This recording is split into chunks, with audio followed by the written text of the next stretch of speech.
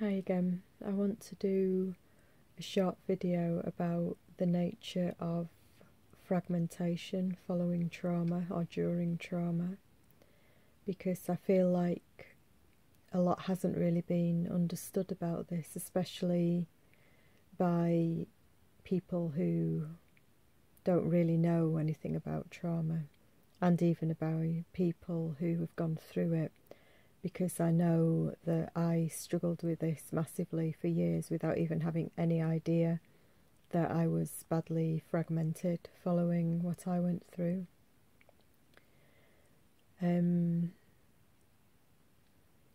When anyone goes through an experience that is too overwhelming for either their mind or their nervous system or both, something has to give. And that usually happens by a part of ourself, whether you want to call that a part of our soul or a part of our psyche, wherever you come from on your personal, the way that you word things. A part has to leave because the experience that you've gone through was too full on to be able to stay intact. And those parts tend to leave, and they tend to take the trauma experience and everything that you went through with them, so that what's left of you can kind of try and carry on with your life. And this is like a survival mechanism. It's the way that we can carry on living in the hope that at some point we'll reach a time or a place in ourselves where we're wise or strong enough to actually try and heal and integrate what we've been through. I'm sorry if this is a bit disjointed. I was feeling stuff earlier on today, and I still feel a little bit raw and fragile myself, so as usual, I'm tending to do a video after I've had a bit more personal awareness from my own experience again. It's quite a difficult subject, this one, because for people who've gone through something extreme, they'll either be kind of aware that they're fragmented, or they'll be still having to live in the coping mechanism and probably not aware of it at all. So I'm always a bit conscious and a bit worried about triggering people or saying something that can be a bit too full on or a bit too challenging for people. But I do think this information is needed, because I know that I needed to understand what on earth was happening to me after I was attacked. So I put this out there in the hope that it maybe helps other people. The difficulty with fragmentation as well, and the shock that tends to follow trauma, is that we often take on a lot of other energy that isn't actually us in that experience too.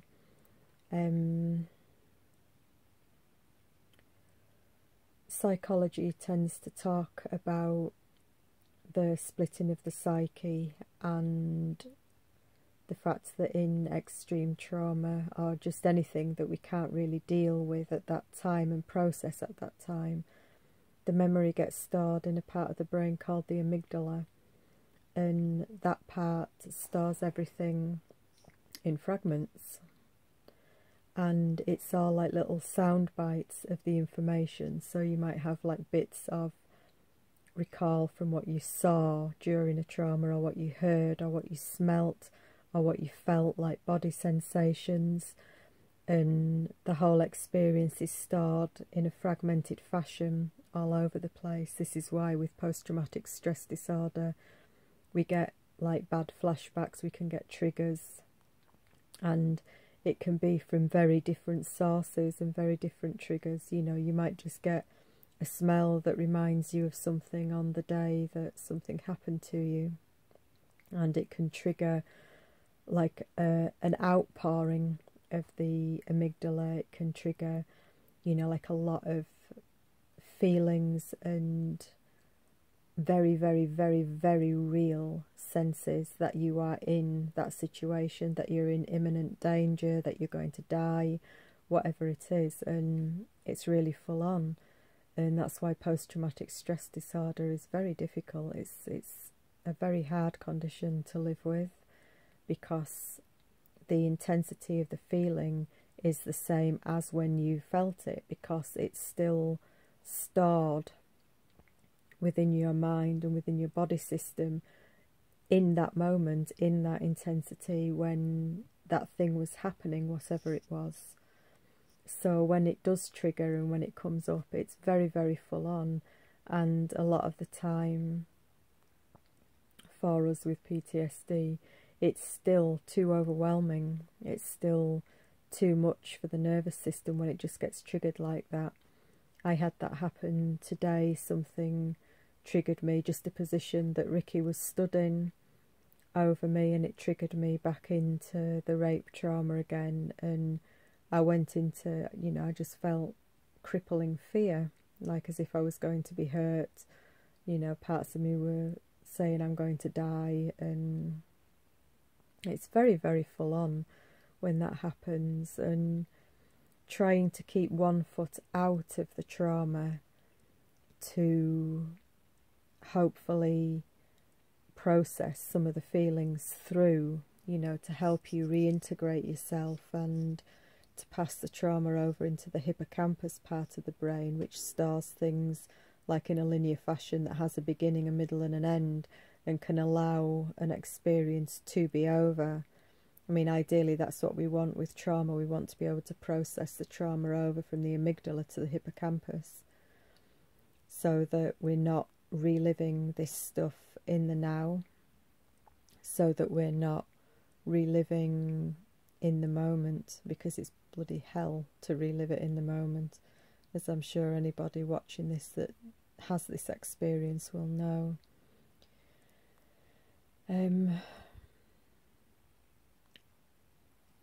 I'd started talking about the psychology because it's probably an easier way of people taking this than what my own personal take on a lot of this stuff is. I know that when I was attacked with being raped, I took a lot of other energy into my body system. I took a lot of the person who did that to me, a lot of his energy in, but I feel like I took a lot of other energy in.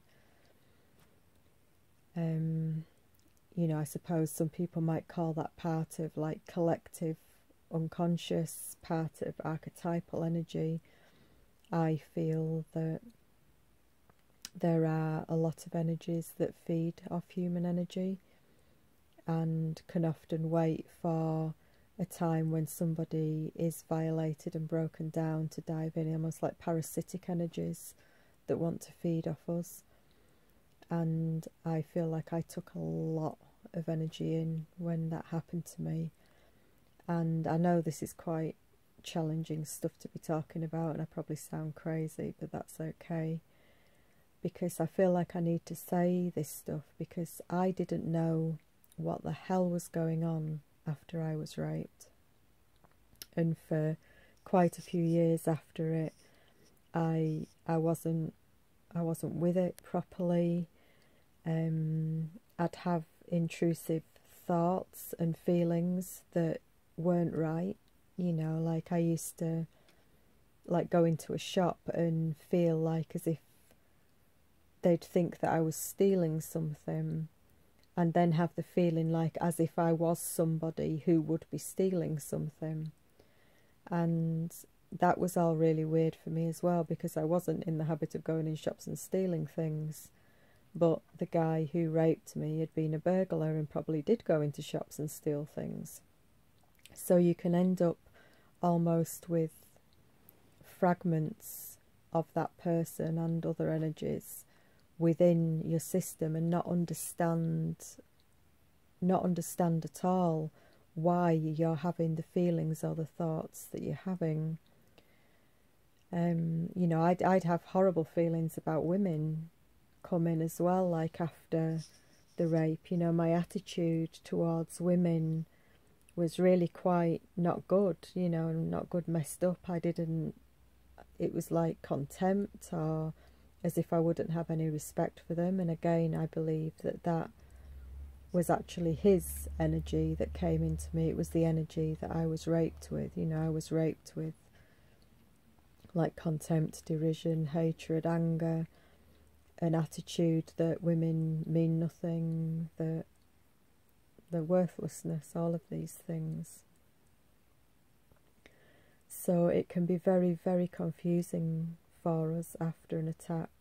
I am talking mainly about rape on this, and I probably will just put this out on the rape channel rather than it being a general video about PTSD or trauma.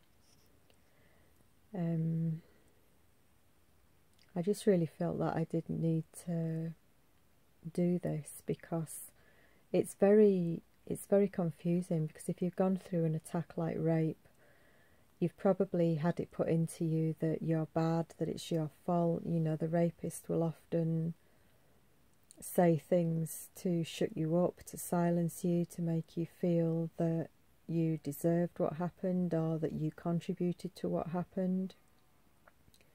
So if you then are carrying that shame and that confusion anyway following an attack, and then you have these fragments of other energy, other beings, or the person who attacked you, affecting your mind and your body system and your feelings as well, it can be so deeply confusing. A lot of people can end up very promiscuous after rape, and can then go out and even be abusive themselves.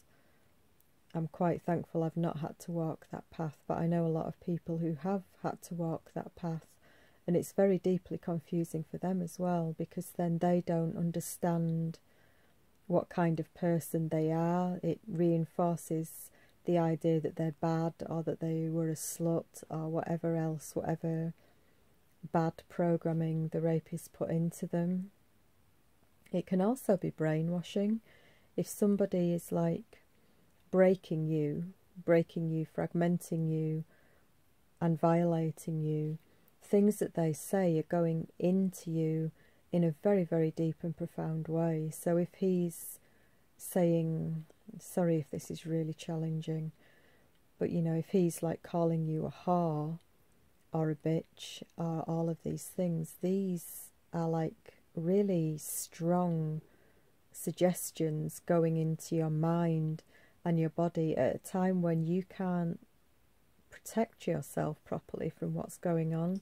This is especially true if you were drugged, you know, or if you drank or anything else yourself before you were attacked.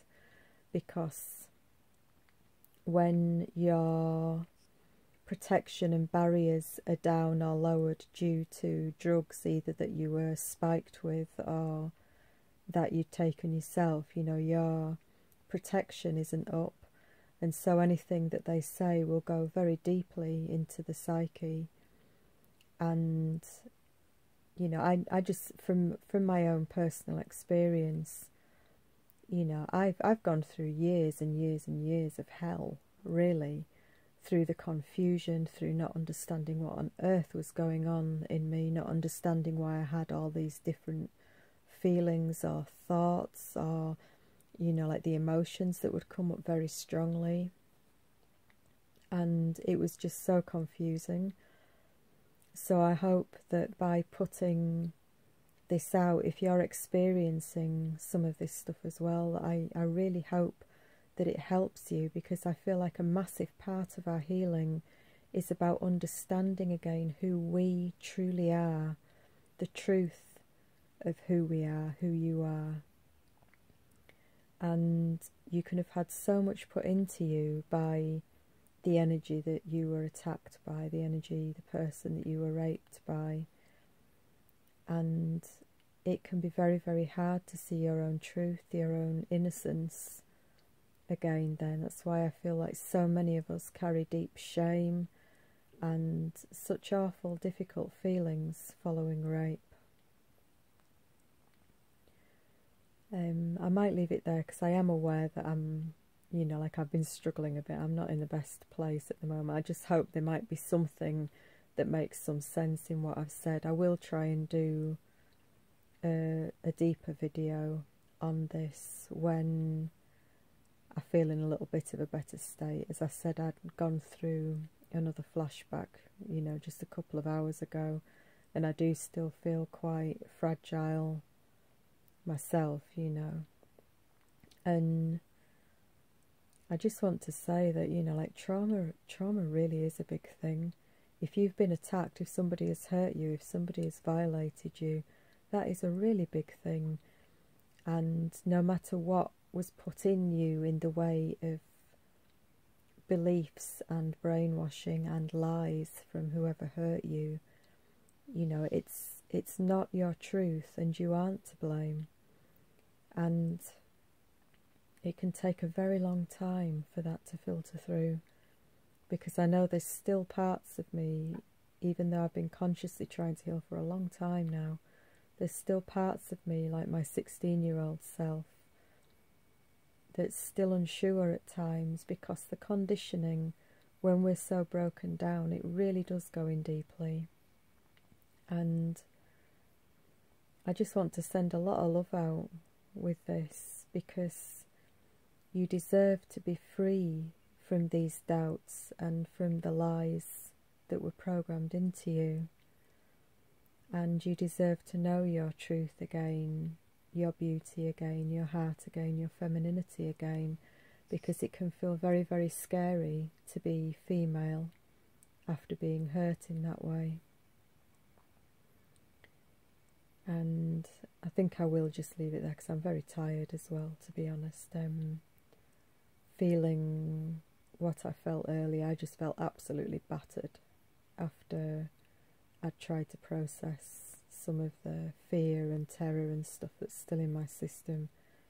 But I did just want to put a bit of this out, because the fragmentation that we go through following trauma is very real, and it's very deep, and it's very confusing. And if I can do anything to help a little way in helping people understand what they've got going on and why, then I really want to be able to do that, because I truly wish somebody had been able to explain to me what was going on in me after this happened. It's also, we have so much programming, like as kids, you know, through ignorance, like other people's ignorance, people joking about people being nutters or schizophrenic or this, that and the other, or multiple personality disorders. You know, there's so much rubbish put out there, and it's made to be seen as if it's like a mental health issue, these things. But really, fragmentation from trauma is a very natural survival instinct. It's part of the way the brain works. It's how it's all been wired up, so that if something is too overwhelming at the time to cope with, it's like a safety mechanism that we get broken into pieces, so that parts of us can carry on and get stronger and wiser till a point where we can go back and heal those bits that got cut off and left behind. So I don't really see these things as a mental health issue, or, you know, it's not about brain chemistry, it's not these things. But I do think many, many people who have been diagnosed with all sorts of big long words, a lot of people will be struggling with trauma and fragmentation following trauma. And really, compassion and a healing journey is what I personally feel is needed if that's happened, rather than pumping people full of drugs.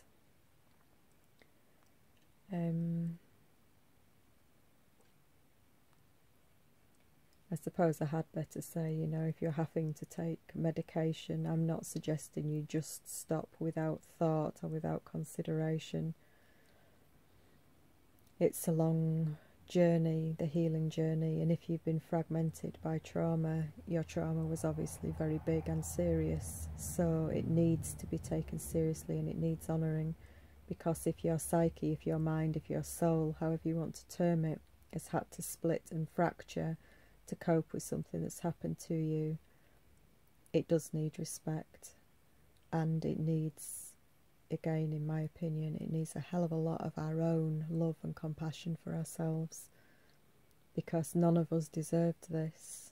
None of us deserved such difficult and painful experiences, no matter how we were programmed during it or after it by other people.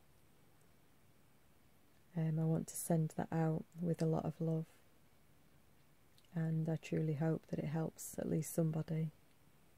Take care. Bye.